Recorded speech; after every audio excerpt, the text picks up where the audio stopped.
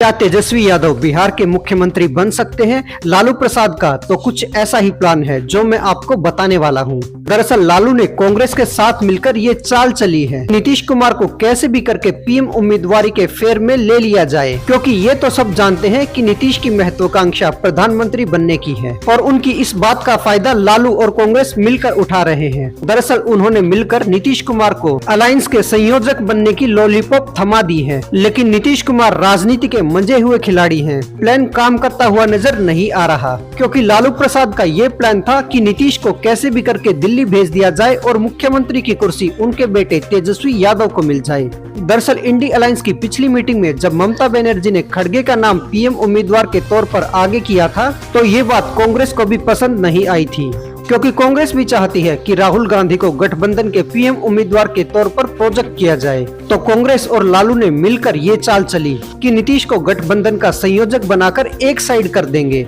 राजनीति के गलियारों में यही चर्चा चली हुई है कि कांग्रेस और लालू मिलकर नीतीश कुमार को निपटाने में लगे हुए हैं। वहीं आरजेडी का एक पोस्टर भी सामने आ रहा है, जिसमें उन्होंने लिखा है कि मंदिर मानसिक गुलामी का प्रतीक है। दरअसल वो हिंदुओं की आस्था पर चोट करके हिंदू वोट ही लेना चाहते हैं, दूसरे समुदाय को खुश करके। और ये मत भूलिएगा कि देश में राम मंदिर प्राण प्रतिष्ठा का उत्सव आने ही वाला है और मोदी जी ने लोगों से अपील की है कि 22 जनवरी को हर कोई अपने घर में दिया जलाए, जैसे कि दिवाली के दिन जलाए जाते हैं। बीजेपी के गिरिराज सिंह कह रहे हैं कि लालू तो अपना मतलब साधने में लगे हुए हैं। उन्हें लगता है कि नीतीश जैसे ही दिल्ली पहुंचेंगे, बिहार की कुर्सी पर तेजस्वी बैठ जाएंगे। वहीं नीतीश कुमार दबाव की राजनीति खेल रहे हैं, क्योंकि उन्होंने अपने नेताओं के थ्रू मीडिया में ये बात फैला दी है कि नीतीश कुमार एनडीए ज्वाइन कर सकते हैं, और वो खुद ना तो इस बारे में कोई बयान दे रहे हैं और ना ही कोई तस्वीर साफ कर रहे हैं, क्योंकि उन्हें पता है कि अगर वो एनडीए में चले गए तो इंडी अलायंस का तो मतलब ही खत्म हो जाएगा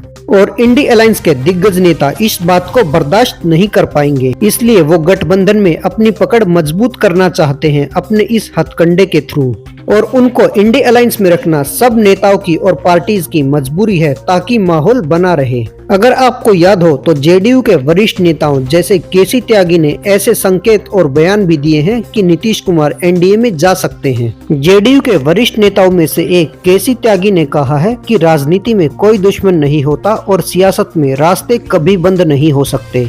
उधर अपने आप को गठबंधन का संयोजक बनाने के सवाल पर नीतीश कुमार ने कांग्रेस पर अपनी नाराजगी जताते हुए कहा कि कांग्रेस किसी भी मुद्दे पर सीरियस नहीं है और वो हर मामले को बेवजह लटका रही है। जेडीयू और नीतीश कुमार अपने दोनों रास्ते खुले रखना चाहते हैं, इंडी अलायंस के साथ बने रहने के भी और एनडीए में जाने की संभावनाओं के भी, क्योंकि उन्हें पता है अगर वो इस अलायंस के साथ रहे तो उन्हें सीट्स भी कम ही मिलेंगी। अब बिहार के सियासी समीकरण की बात कर लेते हैं। बिहार में कुल 40 लोकसभा सीटें हैं। अगर जेडीयू इंडी अलायंस में रहती है तो उसे लोकसभा चुनाव लड़ने के लिए 10 से ज्यादा सीटें नहीं मिलेंगी, और 10 सीटों के बूते नीतीश कुमार प्रधानमंत्री कैसे बन पाएंगे? इस सवाल पर जेडीयू के नेता सुनील सिंह का कहना है कि नीतीश कुमार में प्रधानमंत्री वाले सारे गुण मौजूद हैं, और जेडीयू में टूट की खबरों पर उनका कहना है कि जनता दल पहले भी यूनाइटेड था और अब भी यूनाइटेड है, इसमें कोई फूट नहीं है और ना ही कोई इसे तोड़ सकता है।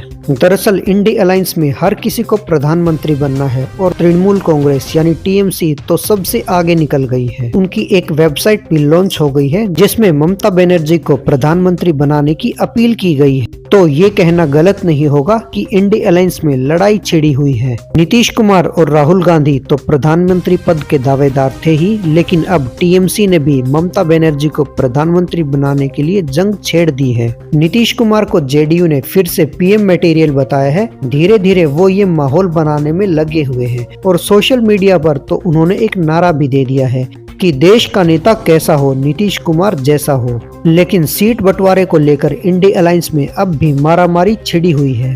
कांग्रेस कह रही है वो 291 सीटों पर तो सीधे सीधे चुनाव लड़ेगी, क्योंकि इन सीटों पर वो बीजेपी के बाद दूसरे नंबर की पार्टी थी, और इधर दिल्ली और पंजाब में आम आदमी पार्टी और कांग्रेस का घमासान मचा हुआ है। तो ये कहना गलत नहीं होगा कि इंडी अलायंस की नैया बीच मझधार में फंसी हुई है। और दूसरी तरफ आरजेडी और जेडीयू का तो अलग ही संग्राम चल रहा है बिहार की सियासत में। नीतीश कुमार ना तो सीएम की कुर्सी छोड़ना चाहते हैं और ना ही पीएम की। वहीं लालू एंड कंपनी इस चक्कर में लगी हुई है कि बिहार की सियासत में तेजस्वी का सिक्का जम जाए और कैसे भी करके मुख्यमंत्री की कुर्सी पर तेजस्वी विराजमान हो जाए। ये तो वक्त ही बताएगा कि अपनी कोशिशों में कौन कितना सफल हो पाता है। लेकिन ये कहना गलत नहीं होगा कि इंडी अलायंस में मचे हुए घमासान को देखकर ये तो नहीं लग रहा कि 2024 में ये लोग मोदी को टक्कर दे पाएंगे। तो इन हालातों के मद्देनजर क्या ये कहना गलत होगा कि इस बार फिर से मोदी सरकार? इस बारे में आप क्या सोचते हैं, कमेंट करके बताइए। राजनीति से जुड़ी हर एक छोटी से बड़ी अपडेट के लिए आप हमारे साथ बने रहें और चैनल को सब्सक्राइब जरूर कीजिए। बोलते रहें जय हिंद, जय भारत, वंदे मातरम।